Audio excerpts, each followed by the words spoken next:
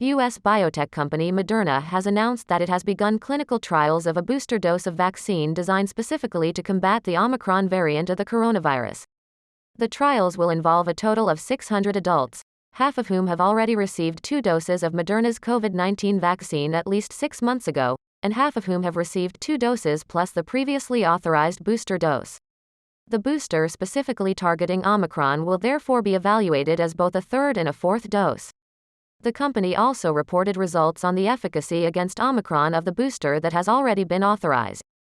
It said that 6 months after the booster injection, the levels of neutralizing antibodies against Omicron were reduced by 6 times from the peak observed 29 days after the injection, but remained detectable in all participants. These data were obtained by studying the blood of 20 people who received the 50 microgram booster, half the amount of the first 2 injections. We are reassured by the antibody persistence against Omicron at 6 months after the currently authorized booster, Moderna Chief Executive Stéphane Bancel said in the statement.